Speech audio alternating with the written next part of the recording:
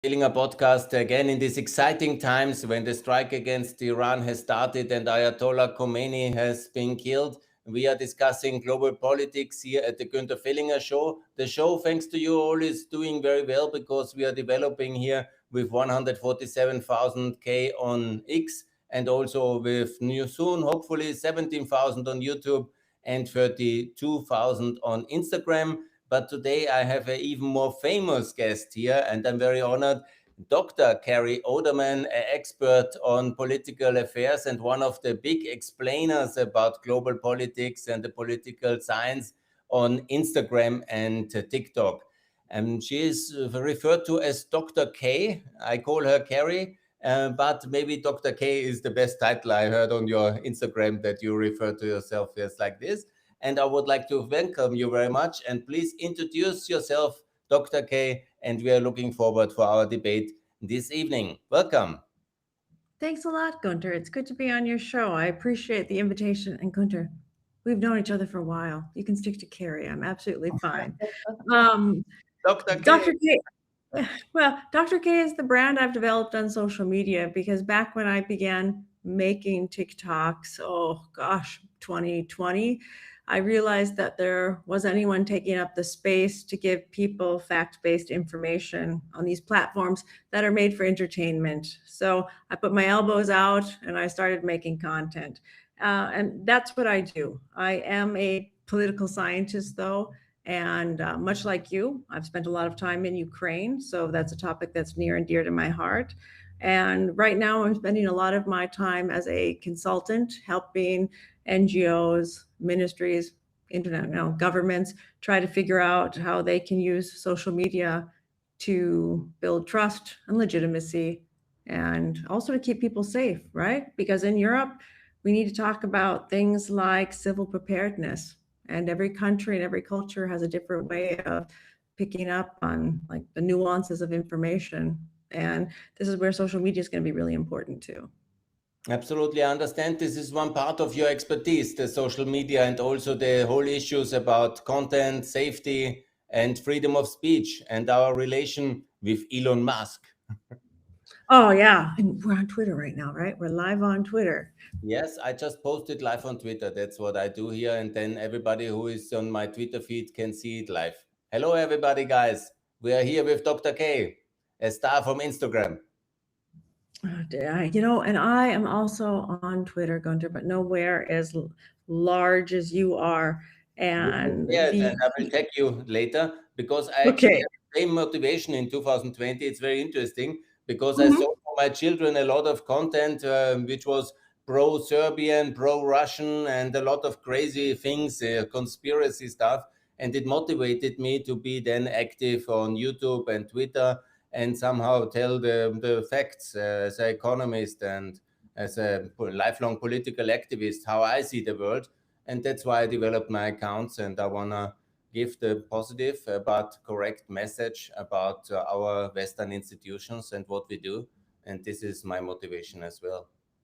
Yeah, you see, Gunter, we've got a lot in common. It's really not easy, especially, and you and I both have kids that are in that age where they spent a lot of time online. And when you look over their shoulder at their devices and see what they're looking at, it's shocking. But you're an economist, I'm a political scientist. You and I also have a double problem. And since it's just the two of us, maybe I can talk to you about this. There's one thing of putting things out there on social media, and there's another thing about having a professional in-depth conversation, and it's two different types of messaging. And I personally struggle a little bit with some of the ways I have to explain things, not because complexity makes someone somehow better or smarter. I believe just the opposite. It's just that sometimes you have to look at the lowest common denominator when you communicate, and that's hard for a lot of academics. And it's also hard as an academic to maybe turn down the volume to maybe an eighth grade level of English for people. But I have found that I am much more effective in communicating ideas where I can pick up people where they are than having research trapped in a PDF somewhere, right? Look, when you write some report and it's nowhere to be read and only a little bit of a niche audience is discussing, and on the other hand, you have Elon Musk with an account of 220 million followers who shares some extreme right wing or absolutely hate against Europe on his account. And then we have to fight back. I think we have to tell the truth. And even when our accounts have just 100,000 and not many millions, it's the only way to really defend our values and our systems. I think that being on the app, before we went live, you were talking about how you're kind of working across different platforms. And I think that's so important. Just recently, I was in a discussion with, it's going to sound like I'm name dropping here, Svetlana Tikhanovskaya. I was lucky enough to be on a The panel with hero her. of Belarus, the opposition leader who is now in Yeah. exile, and she's fighting against the tyrant of Lukashenko, who, by the way, should fall next, hopefully, because we are Well, now in a year where the dictators will fall, and it would be wonderful to have democracy in Belarus. I What do think the you think people of of her? Belarus would really, really like that too. And, they've been using the internet to try to organize things. And we talk about how Tikhanovskaya is a dissident leader, but they use social media to do exit polls to validate the fact that she actually won the election, right? The problem is YouTube and Meta and Google, because they are obligated to follow the laws of the land. In Belarus, a lot of Tikhanovskaya's content is not visible at all. And this was a conversation that we had in general about how people in control of platforms can control so much. And we know how the EU, I don't know when it was it in December when Elon Musk was fined by the EU for not being transparent about how his platform and algorithms work? And Gunter, just at the last couple 10 days, there's been a major peer-reviewed article or piece of research that came out that actually proves that Twitter's algorithm did in 2023 cause people to embrace more conservative views. And I mean, it's research from 2023, but it was so heavily scrutinized and peer reviewed because the researchers thought it was so important. It just came out from Nature, and now I'm looking towards Hungary. I'm looking towards that upcoming election. What is it now, on April 26th, where Viktor Orban is running again, and it looks like a close race. But if platforms can just push people a couple percentages one way or another. Naja, it's a very tight race, but I think Peter Magyar is now significantly ahead in the opinion polls. But you can be sure that Orban, with his help of American tech bros and Elon Musk, will do everything to manipulate the situation. And we have not won yet. You're familiar with CPAC, right? The Conservative Republican. They're having a CPAC in a couple weeks in Hungary too, for the 5th year in a row. So, gosh, I think back to what J.D. Vance said at the Munich Security Conference in 2025 about freedom of speech and not influencing people's elections. And then you have the United States holding CPACs in Hungary. You have these Trump standing 100% behind Viktor Orban. It is disappointing when people don't hold themselves to the same standard they hold others. You were also at the Munich Security Conference this year. Yeah, this year was a lot quieter than last year. It seemed on the first day of the conference, everyone was kind of like waiting for the other shoe to drop, like it had in 2025, and that wasn't the case really. You know, with my close connection to Ukraine, it's hard for me not to lose my patience a little bit with the European Union. And what are we now on our 20th round of sanctions? And I felt like things could be going a lot faster for a very, very long time. And hindsight's always 2020, though. We're finding new things out every day. It was just in the news that what was it? An employee from the German far right party, the AfD, apparently had a Russian passport, and he was responsible for slowing down the delivery of the Leo tanks. And and I have to say, I read that on Twitter, right? So I have not confirmed, fact check that. And Munich this year, I don't want to say it was anticlimactic. I want to say that there's going to be a real I don't want to say there's going to be a real reframing, because it sounds like it's going to take a long time. The reframing's already started happening, but where people are going to have to start putting priorities is going to be more at looking for common denominators. I'm really looking at things like the EU's relationship with Turkey, because there was also kind of always dangling EU membership in front of Turkey, and then trying to use that as leverage to change some of their activities based on human rights and things like that. And Turkey is going to have immense new meaning now because of where it sits, because of its military strength, its ability to produce things like the 155 millimeter shells and things like that. The fact that it's in NATO, the fact that it's going to be a major point where pipelines are going to have to start running through. I mean, do we need another situation now that the Strait of Hormuz is going to maybe be a choke point again? Now that Syria's calmed down, we could have, pipelines running through Syria, then through Turkey, bringing not Russian gas to the EU, right? So, Dr. K, let me ask you, are you in favor of Turkey joining the European Union in the new light of circumstances in the fifth year of the Russian war against Ukraine? Turkey not having joined the sanctions, not closed the airspace, and having been somehow helpful for Ukraine with the Bayraktar drones in the beginning, but somehow not so helpful for Ukraine in other aspects. Yeah? So it's a little bit of a mixed picture. Should we reward Turkey now after this performance, or should we wait for a time after Erdogan? I don't think it's a question of rewarding or necessity.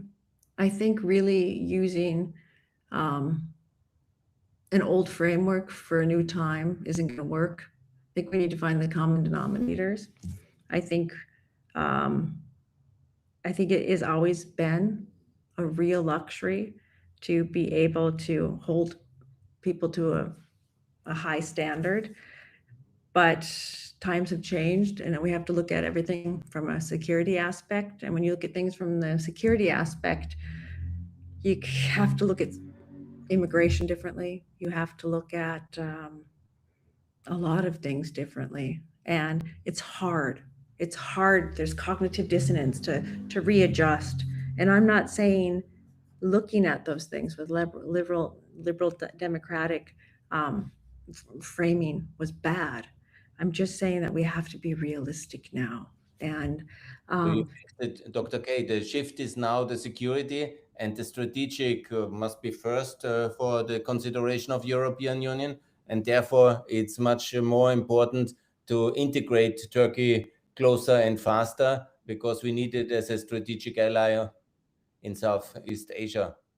I see a trend of more regional cooperation, right? The question is, should Turkey join the EU? Does Turkey need to join the EU anymore? And is Turkey even going to pursue that? Turkey Erdogan has maybe. said yes, he wants it. He has pushed last week very hard for it. Okay, so I haven't followed those developments very much. So this is just kind of me talking out of my back pocket. I'm looking at more things in terms of like regional cooperation. I was recently sitting around a table with a bunch of people from the Black Sea, and they were talking about turning that into something more of like a Lake NATO. And to do that, Good. Dr. K, this is what I say in 10 years, and Putin hates it. Putin always said he will not allow NATO to turn the Black Sea into a NATO lake. And here we are with Dr. K, and she is promoting the same concept. I like it. well, One question it's about Ukraine's EU membership, because I think you're from Germany, I'm correct, yeah? So Germany is the big power, and the question, of course, is now on the table. Will Ukraine join the European Union or not? And we are waiting for the big answers from the Chancellor. In Munich, he was avoiding it a bit.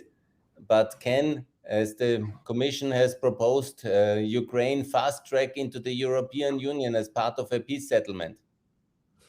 Well, I would have loved to have seen Ukraine join the EU a long time ago. And they're still, despite the war, making big steps. Now, I don't know if you're catching this in the background, but I'm sitting here in my office, but my printer is shared with my entire family, and apparently someone's printing out homework right now. So I'm sorry if you're hearing this in the background. I'm going to have somebody come in a minute too and be like, "Oh, where's my homework?" But no, come on. This is the life of a family mom. Yeah, it's not a question if they should or not. It really isn't. There's always going to be the narratives about how they're too corrupt to join the EU, or that we've heard all the reasons why.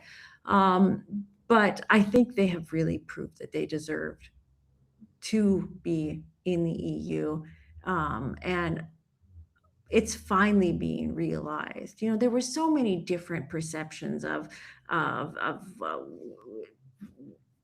Russia and how much of a threat it was. And now I think that Europe is finally waking up to and understanding that, first of all, no single European army alone could defend itself against Russia, but together as the EU, they have a chance. Now, I know you're a big fan of NATO, Gunter, and I've always thought NATO was a great alliance, but I'm beginning to wonder if people have lost trust in Article 5 or not. And I mean, you look back to, what was it? And correct me on the dates. Was it 2015, 2014? When, here it comes. Here's, hi there, Ava. Yeah. I happen to be live on a podcast. I got a surprised look. Good. When it goes back to 15, when how many seconds did it take for the Turks to shoot down that Russian MiG that went into their airspace area? And very efficiently done back then. It was very efficient, and there was no I better double check with my NATO allies. It was done and dusted. Now, if we look back to September 2025, and we look at first, how many times Polish airspace had to be entered by obviously Russian drones, and then the response. We have a history of appeasement and of slow decision making in the European Union, which in these dramatic times, it's kind of a burden for the Europeans, because every month, every week, actually something big is happening, and we are always waiting, seeing, coordinating, and waiting until the decisions are taken by others.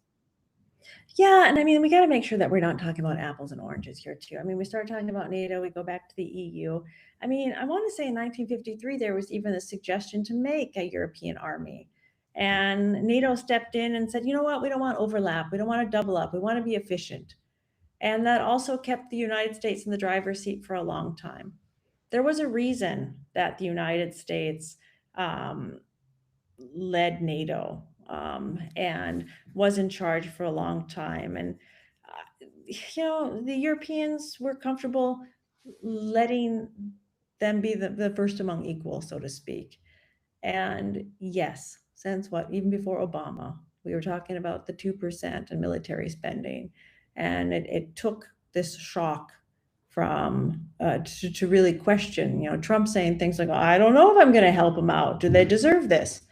But, that kind of brings us back today and yesterday. There's a lot of outrage on places like Twitter about how the European Union is reacting to Israel and the US's bombing, and how they're saying, we'll talk about it on Monday.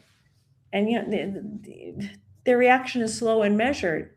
But you got to remember just 4 or 5 weeks ago, President Trump was also making fun of the contribution of many EU citizens that lost their lives going along with, American plans. So I don't know. I don't know if it was meant to come across that way when von der Leyen tweeted that on Monday they'll be discussing it. But I think that it was good that it did come across that way for people, to some people. It is, when you say on Monday, and world affairs and history is made from Saturday until Monday morning, and the Europeans are missing in action while America is shaping world affairs, it is not very convincing performance ultimately. It's not a convincing performance, but at the same time, it's kind of like, the Germans have such good words for things. It's like this Abgrenzung. It's setting boundaries. Okay, it's maybe saying, okay, this is your guys' deal. You didn't tell us about it. I mean, Trump didn't even inform the Congress or the American people that his plans were going to do this. I can't imagine that he'd called his Ursula or Freddie Merz and said, "Listen, what I've got going on." This probably didn't happen. But he has assembled half of his navy already in the Persian Gulf for 4 weeks. So, you don't need to be a rocket scientist to assume that there will be military action. It was quite foreseeable. And then to be surprised and then to run like chickens around is not very convincing, I think. So, at Is there least really an element? Is there an still. element of surprise here? You're going to get me fired up, Gunter, because the element of surprise, yeah, should have came what, like on January 2nd or 3rd, when he was telling people in Iran that he was locked and loaded and was going to back up them. That is on And the 8th of January when the big massacre happened, 30,000 people killed in the streets of the many Iranian cities by the Ayatollah. And he should have maybe acted by then. yeah, and so this is where it's about timing. So, and I understand that when you want something very badly, it's human psychology that you hear what you want. And I am also very convinced that many people that went out to protest, they took extra risks because they understood what they wanted from Trump's messaging. I've talked a lot since then about how, the Ayatollah shut the internet down. And maybe in this age, internet shutdowns aren't just to keep repressions inside, but to also keep, those messages from the outside world, from these people that are kind of cheering it on with absolutely no cost to themselves. That costs Trump nothing to say those things and to give these people hope and to get them to take extra risks. And, we know what the result are. It was. So, and now he's doing the same thing. The last 48, 24 hours, it's only been 24 hours. Time moves so fast and so slow nowadays that he's been saying the same thing, and talking about regime change, telling the people in Iran to step up. And I don't know if any people, I mean, population statistically, of course, people are left, but a lot of people that would have been good would have done that with passion and because they wanted to change their country, aren't around anymore. So what's your expectation? He will continue his military campaign, or he will basically be satisfied with the decapitation and let things slip and slide again? I guess it depends on what his plans are, right? We know that if oil prices go up, it's good for the U.S. economy and some economies in the short term. So if that conflict kind of keeps that choke point in the Strait of Hormuz like it is, it'll also affect China negatively. And if you look at things from the aspect of how it affects China, right? China's winning a lot of things, especially the AI race, and it needs a lot of energy to power that. And if you can somehow slow it down a little bit, whether that be taking away Venezuela as a source of oil and gas, or slowing down oil and gas from the Gulf region, if that's his goal, then it's probably not going to end quickly, right? If his goal is because he wants to look like a strong guy that can break things, he can certainly do that. I think there's a certain irresponsibility when you break things and then you don't know how what's going to replace them, right? It's like you have a cabin in the woods in winter and you decide the window's no good, so you break it.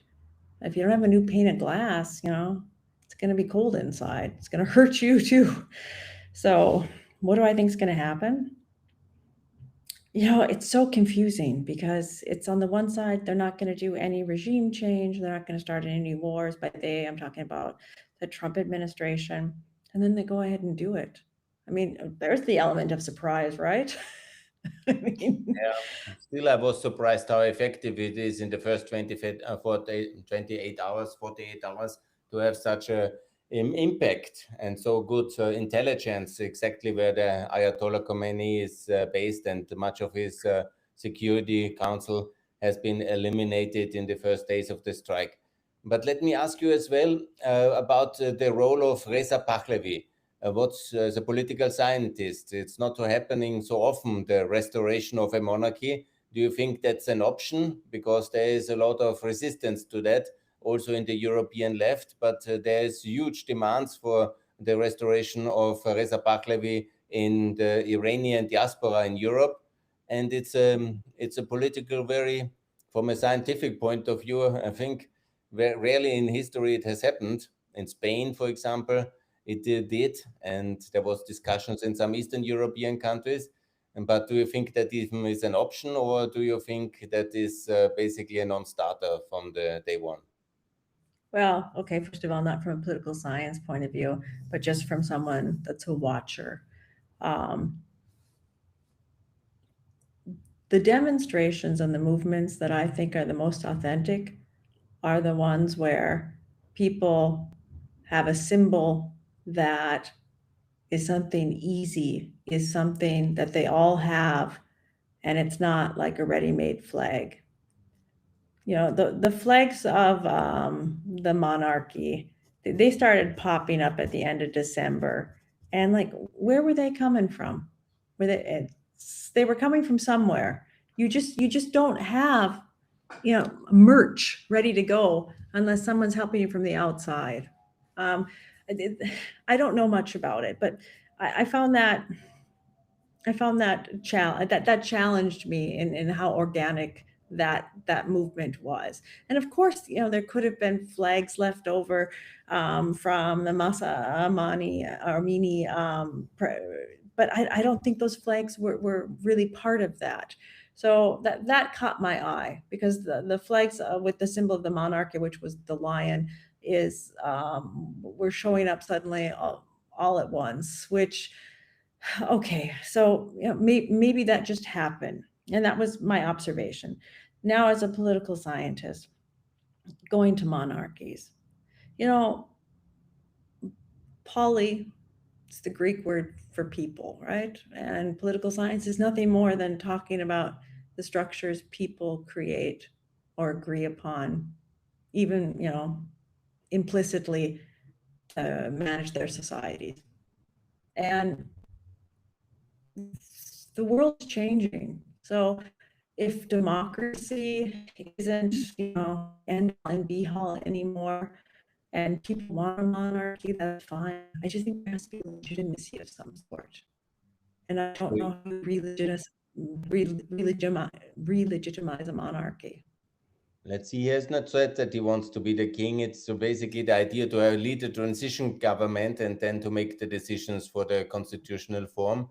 But as I see it, he is basically the only crystallizing figure with millions of support, at least I think inside and outside of Iran at the moment, given the celebration after the death and the end of Khomeini.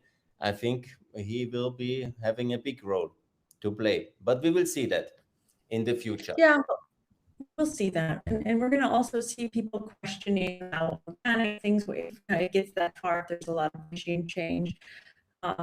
And also, if I was in that situation, I would come in and I would surround myself with smart people, not just diaspora, right? Because I think, and we saw that in Eastern Europe after the fall of the Soviet Union. I researched a lot in the Baltic states, and Of course, their diaspora played a big role in the refounding of their countries and their democracies. But there was a little bit of a tension also because these diaspora members that come back didn't experience the terror always of these regimes. And I think the people that had to suffer also should be able to represent. And so if I was going to come in a situation as a member of the diaspora,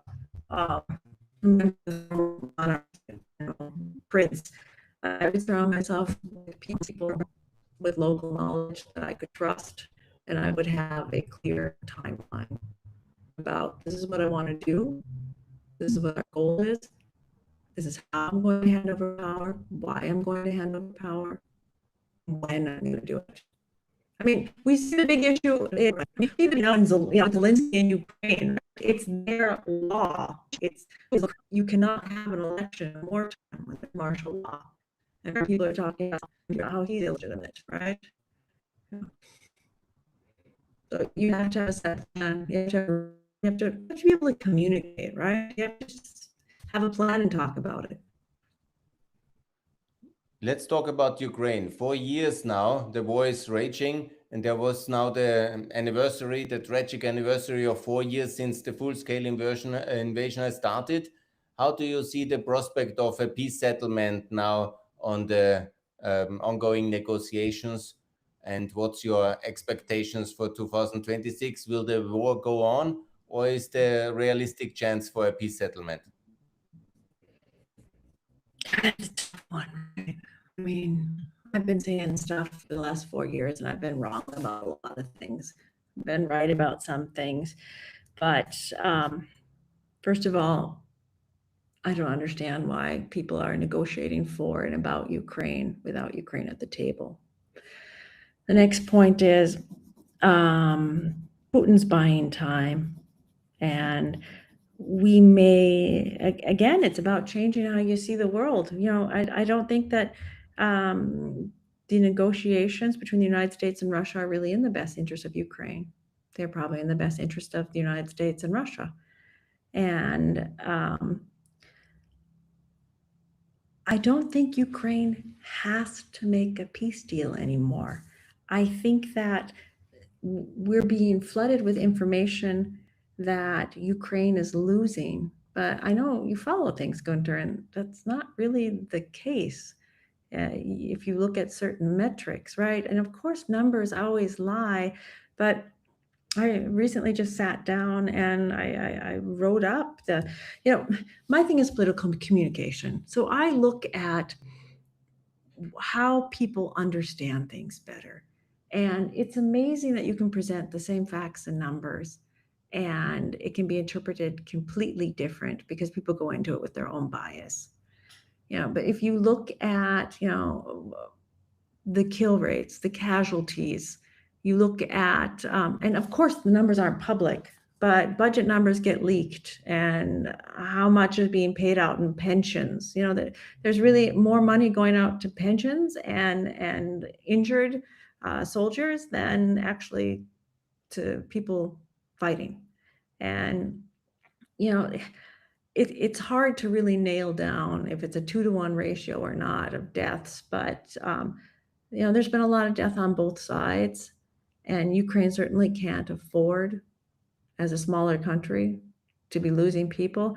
But the Ukrainian military, especially in the first phases of the war, in my opinion, under Zelensky, they really valued the lives of their soldiers. And this is, I don't think Ukraine has to say, so I'm dancing around the answer to your question. Is there going to be a peace deal?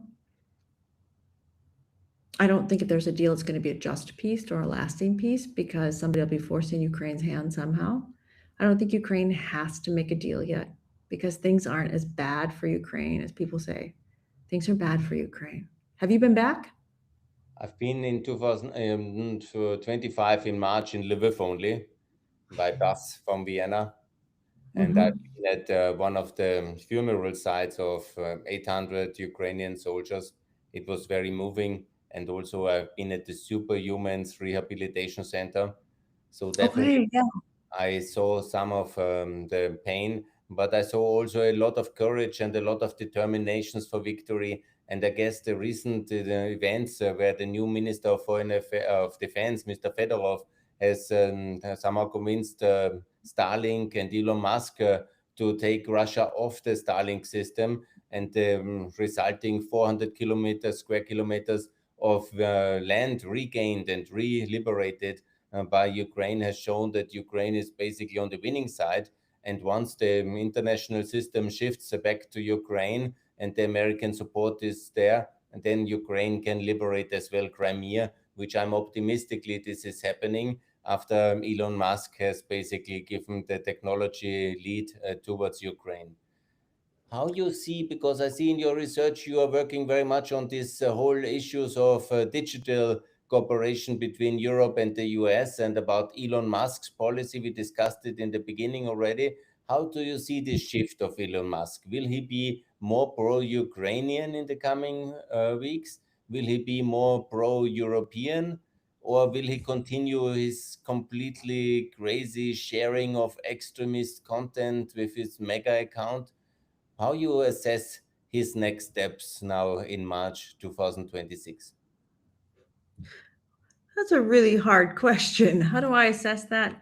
I think that his shift, um, first of all, it's Fedorov, right? I want to make sure I get the name And right. Dorov, The new, yeah. Um, he handled Musk well. He he went in. He his style of engaging with Musk was effective. Okay, so that certainly helps. Then I don't know how much I would trust Musk, though, considering the fact that he did the opposite thing. What was it in 2022 with the what do they called? I always they're jet skis or something like that. These motors, these waterborne, uh, you know, yeah, we had uncrewed the things. chance, the Ukrainians had the chance to basically take 20,000 Russian soldiers as prisoners, and maybe also to move towards Crimea. But Musk and others have basically canceled that opportunity Oh, with their decisions. That was close to high they treason. they canceled Starlink. So yeah, sure. This year he did it this way. A couple years ago he did it another way. Here's the thing. Military victories and losses and sovereignty should not be determined by someone like Elon Musk. And that's what's happening right now. Just like algorithm driven platforms. We don't know how the algorithms work. They're determining stuff for us too. And hey, you can absolutely over intellectualize this. You can. Okay, you can start talking about Hobbes and Locke and how sovereignty has ties into Leviathan, and we give our power to somebody in democratic systems, and we can talk about that. But basically, at the end of the day, right now, it's the people that have money and they have no mandate. Instead of getting any type of power from us as people, they're taking it in the form of data, and it's a real wake up call. And I'm really really big personally into justification and what I call mandates, right? Like, why can you do this?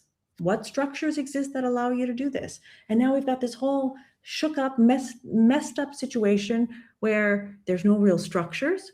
And on top of that, who gets to do what is basically just decided by who controls the information flow, because that's money, that's power, that's politics. And it's a bunch of people that you see coming in and out of the White House, or a bunch of people in Beijing. All right, that's the world we live in. Doesn't sound too fun. It is really difficult to see that Elon Musk, with all his complicated personality via Starlink and X, is controlling the information access and also the public opinion. He has massive influence globally. And unfortunately, he has many flaws in his decision making and his assessment. Well, okay, so let's talk about that right now. Because here's where the big conflict is.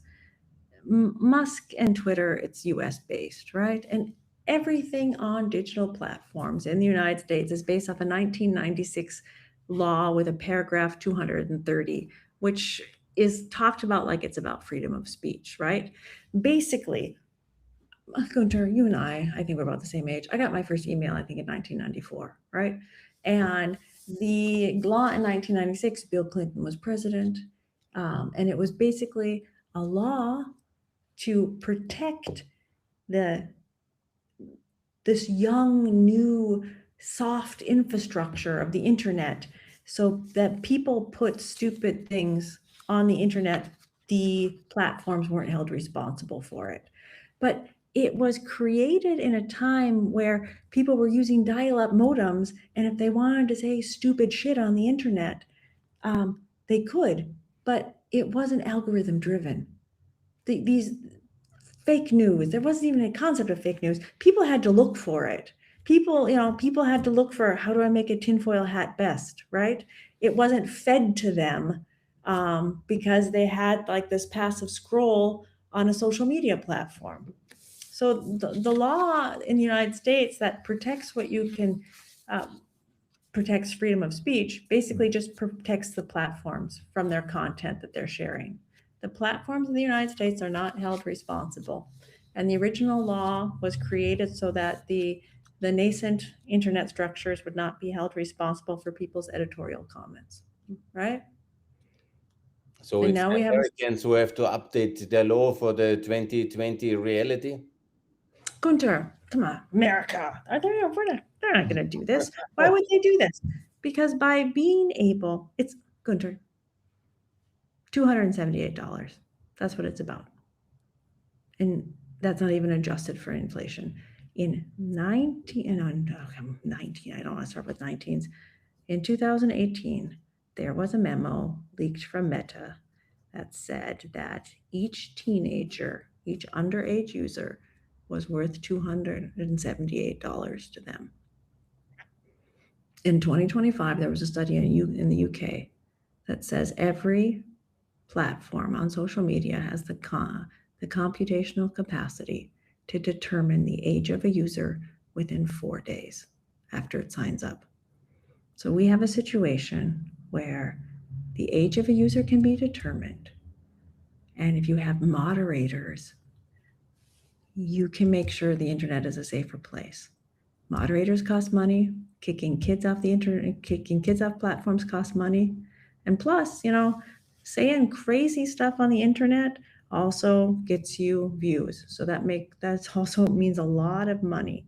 On top of that, because things don't have to be true that you say on Meta, I could go and buy a bunch of ads and say things about political opponents that don't necessarily have to be true. So, yeah, in the United States, whoever is sitting at these nodes of data and can influence how this is controlled, of course the Americans want to keep that. And this is why, in my opinion, of course, that Australia had less of a problem kicking kids under 16 off the internet because, there's no homegrown platforms there. A lot of people criticize the EU for not having a lot of its own homegrown platforms, but I think it'll be easier then also to get this legislation through. The legislation that is a big issue, and on once it was about 2 weeks ago, the Republicans in the House Judiciary Committee really put out a scathing report talking about how the EU is trying to take away Americans' freedom of speech. And the fact of the matter is, you have to look at it freedom of speech or who controls the reach, right? I talked to a bunch of high school kids just last week, career day at my daughter's high school, about what I do. And I said that if you say I can say whatever I want and you put me in the middle of a football stadium, but you don't give me a microphone, or you're sitting in the booth and you're controlling the volume, you're controlling who hears me. So it's one thing to say it's about freedom of speech, but what the EU really wants to do with its Data Services Act, or is it, they want to know how the algorithms work. And that's why Musk got fined. It was justified to fine him, I guess. God, On the one side, algorithms are the secret sauce, right? Makes everything special. As you're saying that you're, posting, you're cross posting across a lot of platforms, which I think is important. Um, you've got hands-on experience. Something works really well on one platform, doesn't work too good on another platform, and you kind of have to try to develop like a feeling for it. There's a difference. There's a difference in user profiles too.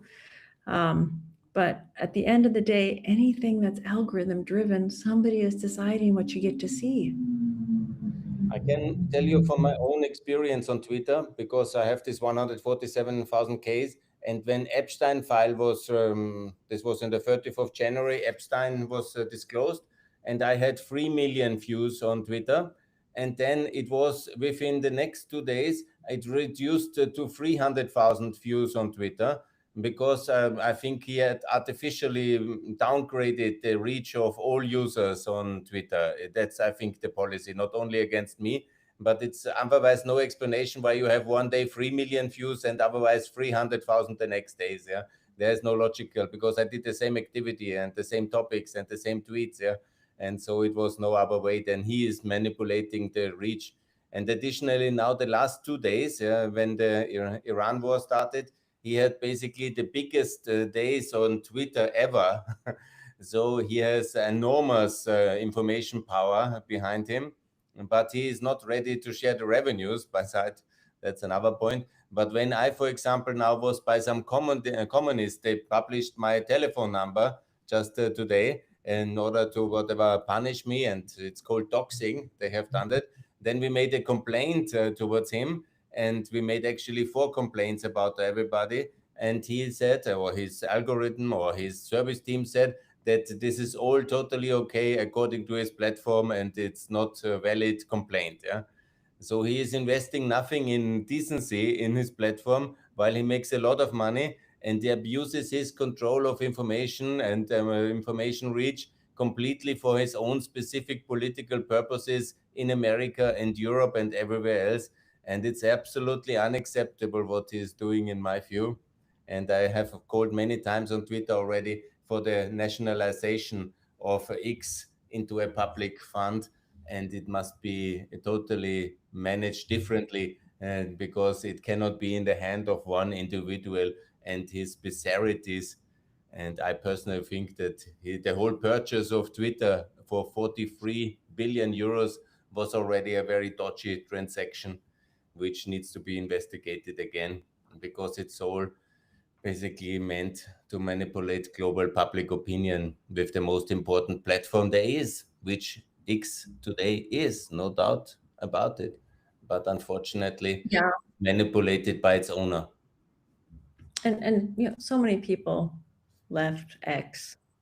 In Germany, a lot of public institutions made a political statement last about a year ago and left X. Um, And what's the I alternative? well, here's the thing: Hmm. you could live Leaving in a is not the option. you could live in a perfect world, and everyone could read their 3 newspapers while they have a healthy breakfast after they did their affirmations, and they could look at all their fact-checked information that's delivered by a media that is unbiased and supported by the public. But that's not our reality, right?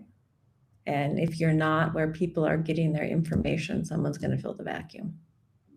Yes. And This vacuum must be filled by Dr. K, by Dr. K. yeah,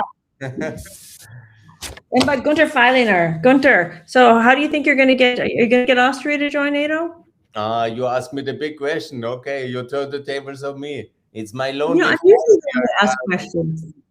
Yeah, no, I will one day succeed, but it can take another 100 years, or it goes a bit faster when the Austrians somehow see the light that we are really part of the West.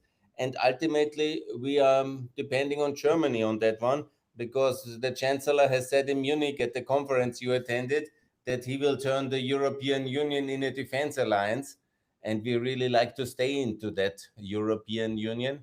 So when you really get serious and turn the Article 42.7 into a more solid security guarantee, then there is no space and no excuse anymore for the Austrians not to dump neutrality. And so the Germans hopefully will do that. And then we will dump neutrality, and I will be the most happy man in Austria for that moment. And this is my plan. It's open here on the internet. And ultimately, when we are no longer neutral, we can join as well NATO. So that's the logical way of events for the next 3 years, which I'm proposing here as the chairman of the Austrian Committee for NATO Enlargement. This is my answer. Gunther, now I'm going to poke the bear a little bit. I should You never know, invite a political scientist who turns the table against me and interviews me on my podcast. I'm talking, this is more about the communications thing. I really appreciate and respect that you think NATO is an alliance that's worth keeping and saving. But maybe your viewers and listeners don't know that you recently really went viral because you were extensively quoted in the international media as a spokesperson for NATO after Yes. you had gone ahead and said that if Trump continues, I'm paraphrasing, to act the way he does, then European bases should just kick the Americans out. I, that this is basically what you said, a little bit hard paraphrased. And because of your activity through your organization, I enjoyed and appreciated the outrage that you stirred up because people were saying this was an official NATO statement. Did anyone from NATO ever reach out to you about that? Yes, the NATO has officially distanced themselves from me, but I've never claimed to be a NATO official. Truth of the matter is, I became relatively famous in the American media space, which I enjoyed actually very much. And truth of the matter is, don't touch the, Greenland, Mr. Trump. And the bases are really very important, Kari, Dr. K, as you know, when you see now the Iran liberation, about all of the military equipment of America, which was coming from America, had to land in the European bases in Germany, Ramstein, Aviano, in Sofia, in Bulgaria, and in Britain, in many of that military centers. And so without the European bases, America could not be the global power it is, and it has to be for the future. So I'm touched, I think, a valid point. Whenever on the American media, when they invited me to some shows, they said, what exactly can Austria do to take us the basis? Because we just are a neutral country. And of course, I don't represent the Austrian institutions. So I'm actually very pro-American personality. And I don't want to attack anybody but Russia and Iran, of course. But nevertheless, I'm very much in favor of American-European friendship and partnership. And I hope that after this whole thing turns all out successfully in Iran and hopefully the liberation of Crimea, I think the whole mood between Europe and America should be much closer again because we are like brothers and sisters over the Atlantic. Yeah, that's also what Rubio said in Munich this year. But I've got to ask what you feel the basis is of that, of this, parent and child relationship. To me, looking at it from a sociological standpoint, it was almost like it was creating an otherness, right? It's us against who? And who's left? It's people that look a little bit different than you or I, right? I mean, unfortunately, we've got two middle-aged, uptight white people here on our podcast, and this is comfortable for people that look like us to not have to deal with things that are different and maybe not have to readjust our mindset. Quite comfortable for the Americans too, most of them, the ones in power. So I do, as an American myself, right? Like I do think that American European transatlantic friendship is important history there. I don't think it should be used to say it's us against anybody else and create some sort of othering. I mean, or if you look at the U.S.'s national security strategy, and also what the State Department has brought out in January for its next 4 years, and also military strategy. you've got whole continents like Africa that are just kind of disregarded. And this goes back to what we were talking about social media, filling vacuums. Who's going to fill any vacuums that are left in Africa? And it's going to be something that the developments that I watch with a lot of interest, right? Yeah. Yes, reshuffle. Maybe Africa is going to be able to have opportunities that it was worthy in the past, right? Look, everything will be decided now on the battlefield of Iran, and the Americans will see that they will need the European allies, and everybody has to position himself wisely for the future now, because if Iran will be liberated, Ukraine will be liberated as well, all of Ukraine, and we will be very victorious. And then I think our joint cooperation between America and Europe in victory will be very good. If we are losing, we will fight who is to blame. So much depends on the outcome of the two wars we are fighting at the moment. And I'm actually very much in favor of victory of our side. Of course. You've got to, everyone likes to win, but you've got to take me by the hand and guide me through this. You're saying that the war in Ukraine can be influenced by the war in Iran because of the production of the drones, right? Is that what I'm understanding? Yes. It's very interconnected because we are basically one industrial fiscal system with the Americans, the Europeans, Ukraine. It's one side, and it's the Iranians, the Chinese, and the Russians on the other side. So, of course, if we manage to take the Iranians out of the equation this week, next week, completely, it's a big, huge hit against the Russian-Chinese axis. And that makes a major impact fiscally, economically for our enemies. And if we win, then of course the chances of the Ukrainians to liberate their territory increase massively. If there is some boldness on European sides, which this is of course doubtful, but normally the Ukrainians will take their liberation in their own hands, and we at least will not be in the way, because ultimately such big ideological conflicts are decided on the battlefield, and we have seen that often in history, and we win or we lose, and I'm for winning. Yeah, I'd like to get a deal that lasts. And I don't know if I would trust U.S. peace guarantees or security guarantees. I'd look at the wording of that really carefully, right? We don't want memorandums story. Security guarantees for Ukraine is very clear. This is about NATO membership. Ultimately, Ukraine has to join NATO. This is the only way for peace. And it's very clear that it's in the European interest, because having Ukraine only in the European Union without NATO membership would give the whole security burden to the Ukrainians, the Europeans without the Americans. And of course, we want the Americans on board. And of course, we have to win this debate in America that Ukraine should be a member. And it ultimately will, because once victorious, I think the Americans will welcome Ukraine as the eastern shield of the NATO alliance. And of course, the Europeans have to give a financial commitment for this big standing army in the east. This will be the compromise to be found later in the year 2026 and 2027. Otherwise, the war will drag on for decades, and nobody can want that. No, nobody wants that. I'm very concerned about the German military industrial complex growing along with people for the far right now in Germany.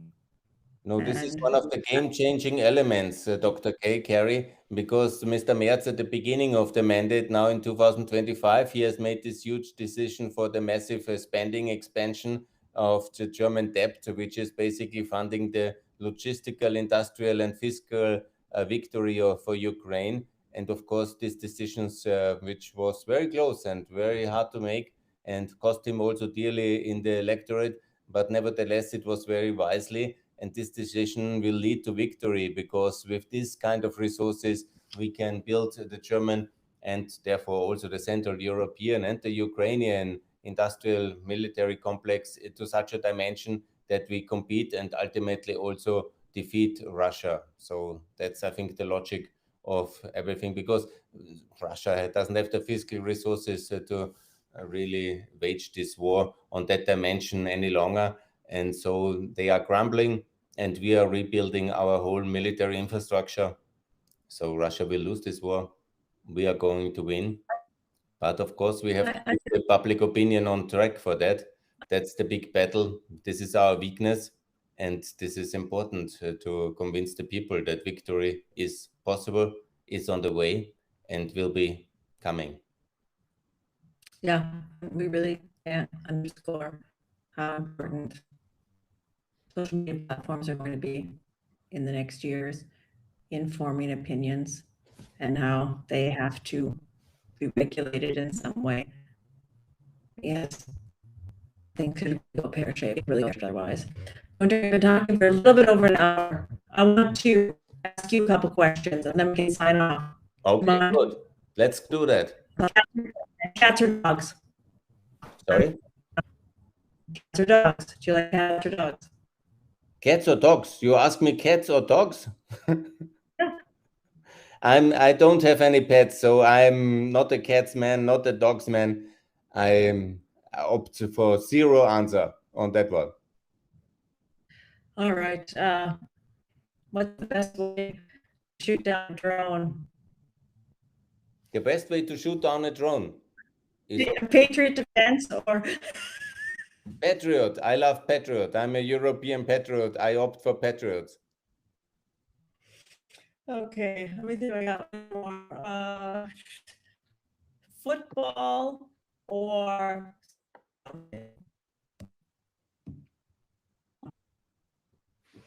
I'm not big in football, but my children love it very much. So I opt for football, Kari. okay, good. All right. So I've gotten to know you a little bit better, Gunther. By the way, are you still working out as much as you used to? Yes, I try. I try as much as I can, actually. Yeah? I can lift 100 kilograms. It's not as much as Pete Heck said. He can lift supposedly 140 kilograms. Respect, Pete. But I'm on the 100 and I can lift it once at least. And I'm happy about it.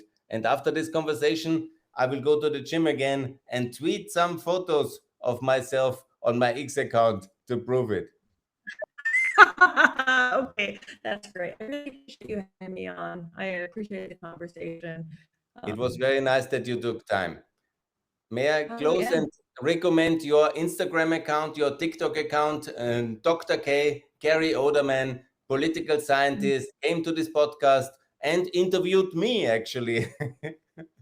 That is always the case when you have a political science professor here at the podcast. You have to answer her question, and that I did with pleasure. Thanks a lot, Kari, Dr. K, for coming to the show. All the best, and thanks a lot for staying on the Günther Fellinger podcast. A good discussion, and we touched many important issues. And thanks a lot for this nice conversation.